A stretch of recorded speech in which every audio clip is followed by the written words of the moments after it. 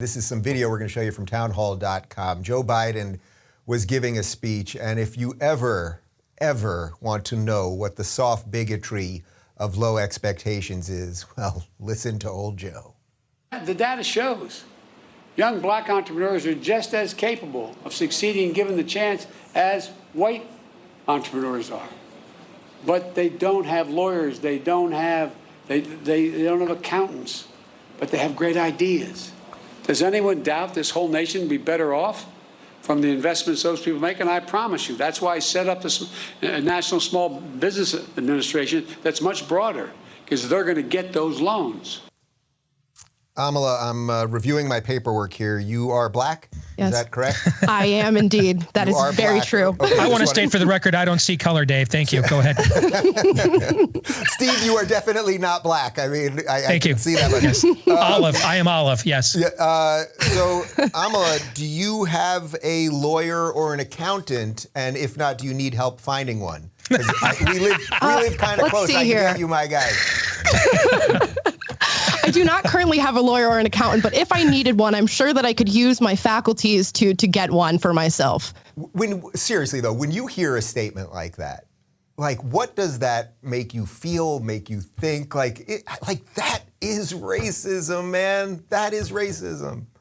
It is, on its very face, it's racism, and it's a big part of what made me leave the left. Like you said, the soft bigotry of low expectations. So now we can add to the list that black people can't get lawyers, they can't get accountants, they can't get voter ID, they can't get into college without help from anybody. They need their businesses elevated on platforms like YouTube and Netflix and Uber Eats. It's just they expect so little of us because we are the victims of American society, apparently.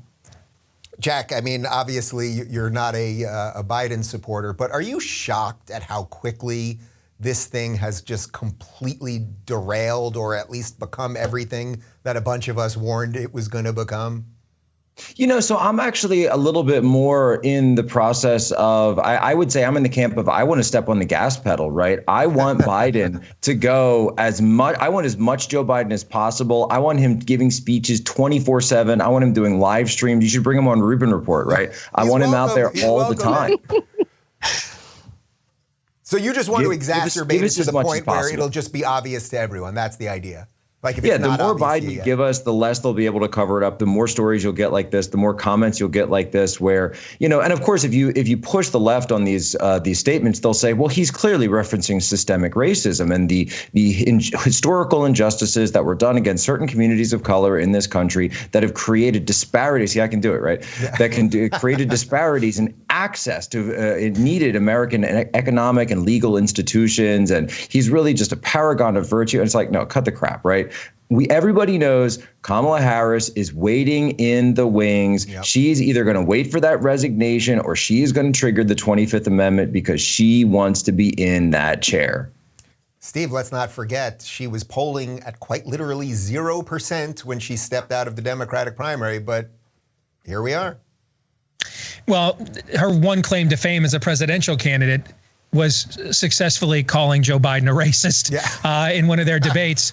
What I think we're watching with this administration is take the Obama years, and let's fast forward to the current trend of cultural devolution we're at now compared to where we were in 2009, 2012, et cetera. So accelerated a few more years, but then removed the stagecraft aspect of the Obama presidency that they were so effective. Going back to his nomination speech, his first run, where he had like the Greek columns and he gave the speech there in LA, I think it was. They understood the stagecraft. They were the first campaign to jump on social media. I mean, when you got a message from Michelle Obama, we didn't know what micro-targeting and stuff was. You thought she was really calling you and left you a voicemail, right? They understood the stagecraft, and that covered a lot of the Cloward Piven sins of his 8 years in the White House. Well, that's all gone now, and now you're getting all the policy, but none of the pomp. And so you remove all of that stagecraft. You remove the power of Obama's persona, his ability to relate to people, communicate to people. All of that is gone now, and is replaced by a construct, meaning you get the policies, but then a guy who as a vehicle is just riddled with dementia. And I think that's why you're seeing this thing unravel fast is now you don't have to go through layers of Obama's personality in order to get to the root of an issue.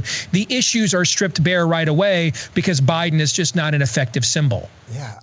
Amala, you know I don't want to do the identity politics thing, but at some level, I mean, are you seeing friends, family, et cetera, that are just is anyone breaking, basically? Like, have you seen anyone that wasn't really sure before the election now be like 4 months in and going, boy, black people can't get a computer, they can't vote, they can't get an ID, like all the stuff that we've talked about here. Are you seeing some people that are finally like, maybe there's something wrong here? I think it's slowly placing a little chink in the armor, but we all know the left, and the left does not want to admit that they're wrong or that they've done something that has had ramifications that are poor on society. So it's very hard to truly break through that barrier of leftism, of this massive support for Joe Biden. But I think, like Jack said, we just need to put him on TV more. He needs to be live streaming. He needs to be on Twitter. He needs to be making YouTube videos, because that is going to expose him. He is doing all the work himself. This one's for all of you guys. Jack, I'll start with you first. But are you guys shocked that the way the mainstream media still runs cover for him? That despite the fact that we can all see this stuff on Twitter and on YouTube, and all of these shows get more views than CNN, we all know that. Not that that's that many views, because nobody's watching CNN. But that the mainstream still they will not discuss these things when he doesn't know what he's talking about, or when he's blatantly racist, or when he's bumbling around the stage, or whatever it might be, that they still just don't do it. Jack, what do you think? No, I think it's different, because I think that Joe Biden, he's just a ratings crusher for them. They are all still focused on Trump, because the dirty little secret is he's the only thing keeping any of these outlets afloat, right? It's all just anti-Trump, Trump hate. Mueller's going to get Trump. Okay, maybe Mueller's not going to get him, but Adam Schiff's going to get him, right? They will talk about Trump all day long. They want to goad him into running again. They need him to run again if any of their financial business plans are going to be able to continue out forward, right? That's why they don't talk about Biden, because at the end of the day, he's just boring, and even people on their own side don't care about him. Steve, but just yesterday, we were told that Trump's telling people he's going to be reinstated in August. That's what they said on CNN. It must be true. I want to go back to what you just said about Twitter. This is where there is a use for Twitter, is that cognitive dissonance cannot be ignored any longer. Because when we used to have just, rival media streams, you could say I was on the air, I'm in my own, habitat, I'm not observing your ecosystem, I don't know what you guys talk about. But I would say to anybody that's currently, any of the four of us on this panel, go right after we're done here, tweet something incendiary on a few verboten topics. And I can promise you I've seen this happen. A bunch of CNN producers or New York Times or Washington Post reporters who don't know if my last name is pronounced Deace or Dace, suddenly they're on the phone calling me and asking for clarification. Did you really mean this? I mean, what do you think this means? Right? And so the idea, if they're pouncing on us, like I'll give you an example, Dave. So I used to do a lot of panels on CNN and MSNBC just because it was fun. And then the Trump era came and they didn't want to have people like me on anymore because they just wanted to further a narrative rather than a conversation. Until Trump met with the killer over there in North Korea. And I'm just not big on palling around with the folks over there in Pyongyang. Mm-hmm. Sure enough, after 3 years of ignoring me, CNN called me right away to see if I wanted to come on the network that day because I didn't like Trump's entrees with the North Koreans. That's an example of what we're talking about here. And so if they know when we say something that fits their narrative or they find incendiary that they can use against us, that means they're aware of all the other times we're pointing out when they're completely full of feces at the exact same time, and yet they just choose to ignore that. What does that tell you? Right. Well, Amala, you got to be feeling pretty good about it, though, because you're getting in the content creation game and everyone's ignoring that nonsense at this point.